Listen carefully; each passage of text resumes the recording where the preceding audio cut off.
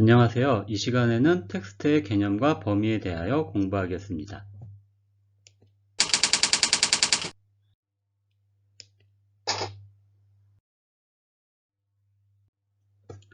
우선 텍스트의 정의에 대하여 확인해 보겠습니다. 텍스트는 일반적으로 문학 비평에서 구체적인 문학작품 아니면 글로 쓴 모든 문서나 인쇄된 문헌 이런 것들을 이야기합니다.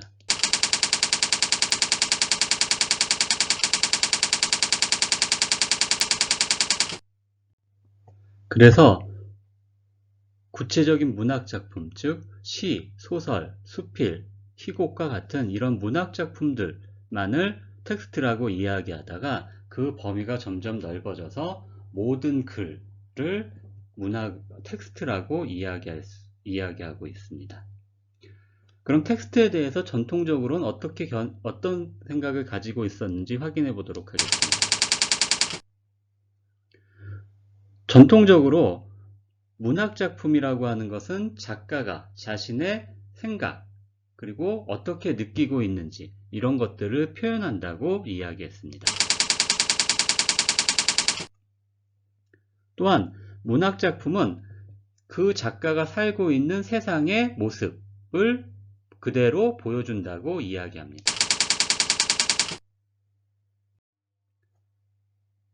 롤랑 바트르는 이에 대하여 반대되는 생각을 가지고 있습니다. 롤랑 바트르는 작가가 독자와 대화를 하는 것이 아니라, 즉 작가의 생각을 독자에게 전달되는 것이 아니다라고 이야기합니다.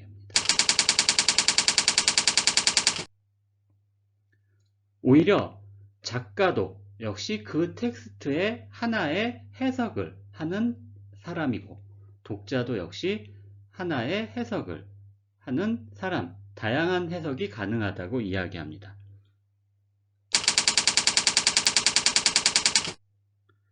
즉, 전통적인 관념에서는 작가가 독자에게 문학을 통하여 자신의 생각을 전달했다고 하면, 최근에는 문학이라고 하는 것은 작가도 독자도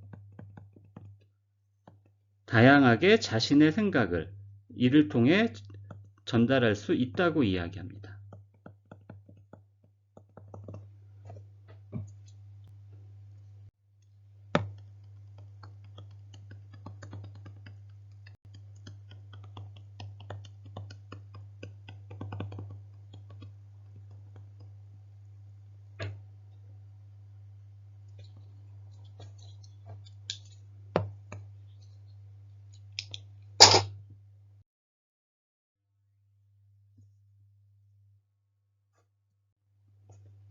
그러면 텍스트에는 어떤 종류들이 있는지 확인해 보도록 하겠습니다. 우선 텍스트는 크게 문학과 비문학으로 나누어 볼 수 있습니다. 먼저 문학에 대해서 살펴보도록 하겠습니다. 문학엔 대표적인 것이 시가 있죠. 한국의 고전시가 하나를 살펴보도록 하겠습니다. 고조선 시대에 쓴 공무도화가라는 시입니다. 물론 누가 지었는지 정확하게 알려져 있진 않고, 누가 지었다라는 얘기는 있지만 정확하게 알 수 없는 공무도화가. 짧은 시니까 한번 같이 보도록 하죠. 그대여 물을 건너지 마오. 그대 결국 물을 건너셨도다. 물에 빠져 돌아가시니 가시님을 어떻게 합니까? 한마디로 사랑하는 사람이 물을 건너지 말라고, 물에 들어가지 말라고 했는데 결국 물에 들어가서 죽었어요. 그래서 죽은 님에 대한 슬픔을 이야기하고 있는 시입니다. 원래 고조선 시대의 노래이기 때문에 이것이 한국어로 쓰여진 것은 아니고 이와 같이 한자로 기록이 되어 있었습니다. 이건 참고로만 그냥 알아두도록 하세요.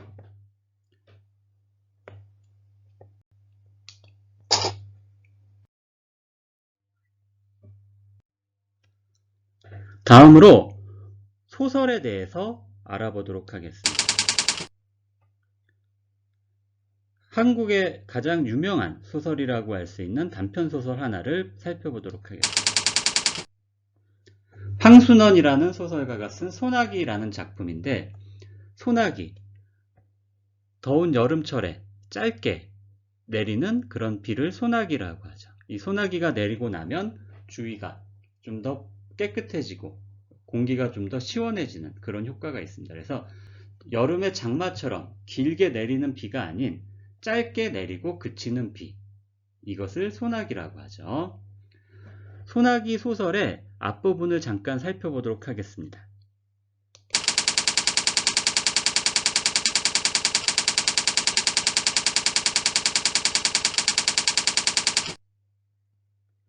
소년이, 남자 어린아이죠. 소녀를 봤어요. 어디에서 봤어요? 개울가, 작은 강을 개울이라고 하죠. 소녀는 무엇을 하고 있었어요? 소녀는 손을 물속에 잠그고 물장난을 하고 있었어요. 그 소녀는 어디에서 온 것 같아요? 서울에서 왔어요. 물론 지금 소년과 소녀가 만나고 있는 곳은 서울이 아니라 시골 마을이겠죠.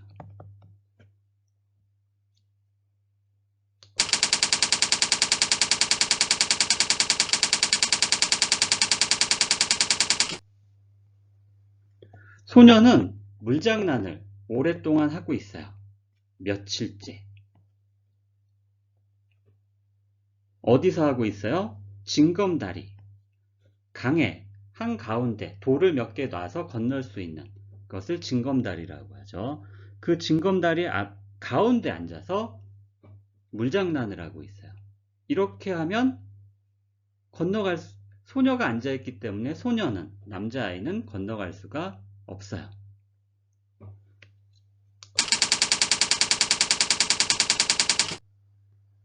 그래서 가만히 앉아서 소녀가 비키기를 기다리고 있어요. 비켜달라고 말을 하면 되는데 말을 하지 못해요. 소녀는 시골 아이이고 소녀는 서울에서 온 사람인 것 같아요. 지금은 안 그렇겠지만 시골에 사는 사람들은 예전에 서울에서 사는 사람들을 보면 부러워하고 말을 하는 것도 좀 어려워하고, 물론 지금 소녀는 어린 남자아이이기 때문에 여자아이에게 말을 하는 것이 좀 더 힘들었을 수도 있겠네요. 그럼 어떻게 해요? 건너가야 되는데. 다행히 지나가는 사람이 있어서 지나가는 사람 때문에 길을 비켜주었네요.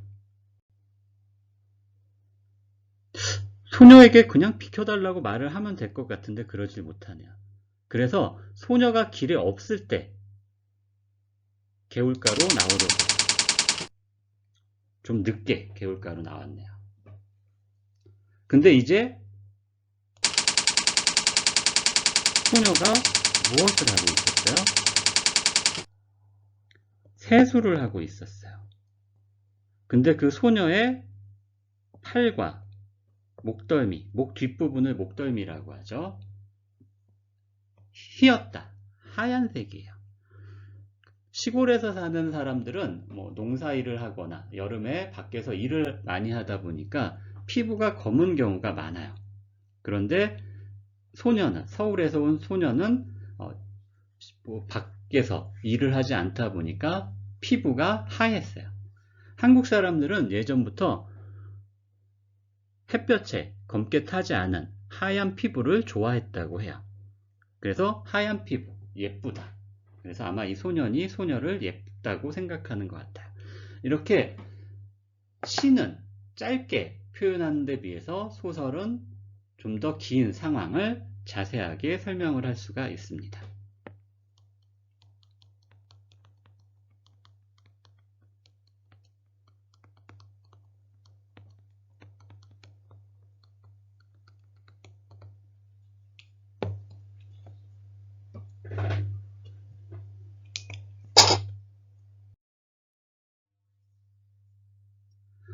문학에서 시와 소설을 살펴봤는데 다음으로 문학이 아닌 것들을 살펴보도록 하겠습니다.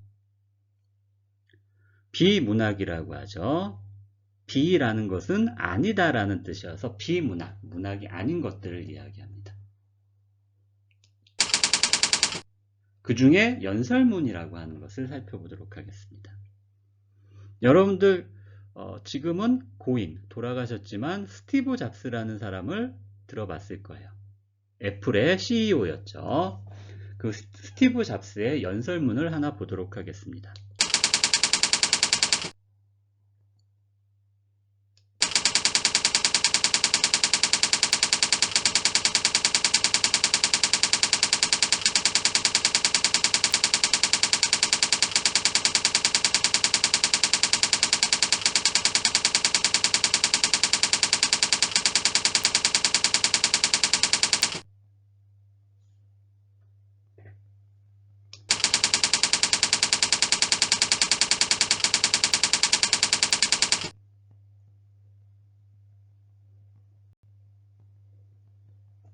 세상을 바꾼 명연설, 스티브 잡스가 사람들에게 했었던 연설인데 이렇게 얘기하고 있네요. 다른 사람들의 의견에 따라 살지 마세요. 가장 중요한 것은 자기가 하고 싶은 것을 하는 그런 용기라고 하네요. 그래서 다른 사람의 눈치를 보지 말고 자기가 하고 싶은 대로 해라 라고 하는 연설이었습니다. 연설이라고 하는 것은 하고 싶은 이야기를 어떻게 전달해서 듣는 사람들이 행동이나 이런 것들을 바꿀 수 있게 하는 것들이죠. 그래서 이것은 문학은 아니지만 문학이 아니어서 비문학, 그 중에서도 연설문에 해당하는 내용입니다.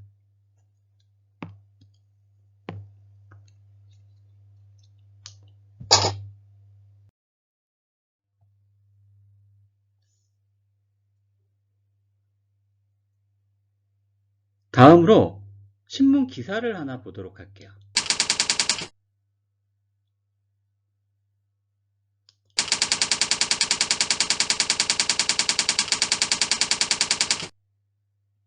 중앙일보 2020년 8월 23일 러시아 세계 최초로 코로나19 백신을 개발해서 그것을 한 사람용 12,000원, 한국 돈 12,000원에 카자흐스탄 3,000탱게 정도 되겠죠. 카자흐스탄 돈으로 12,000원 수준에 수출하겠다라는 내용이네요.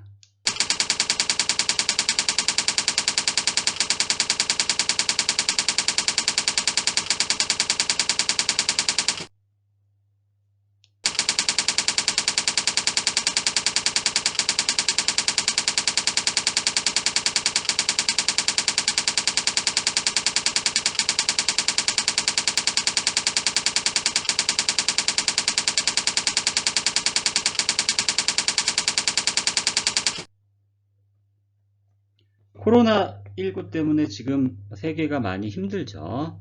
그래서 코로나19 백신, 왁진을 개발을 하고 있는데 그 중에서 가장 먼저 러시아가 세계 최초로 개발했다고 이야기하고 있네요. 한 사람당 2번 접종할 수 있는 것이 10달러, 12,000원 정도라고 하니까 굉장히 싸네요. 그런데 논란이 끊이지 않고 있어요. 다른 나라들에서는 아직 러시아가 개발한 코로나19 백신에 대해서 믿을 수 없다라고 하는 경우가 있다고 하네요.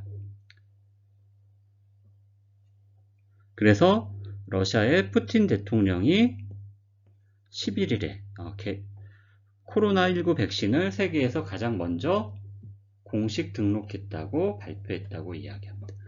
이것은 앞의 연설문과 달리 자신의 생각이나 사상을 전달하려는 것이 아니라 있었던 사건이나 사실들을 그대로 전달하기 위해서, 독자에게 전달하기 위한 것입니다. 이런 것들을 기사문이라고 하죠.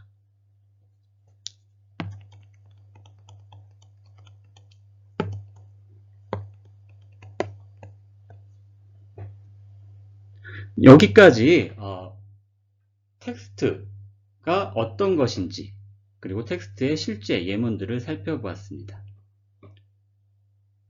오늘 수업은 여기까지 하도록 하겠습니다. 네, 안녕히 계세요.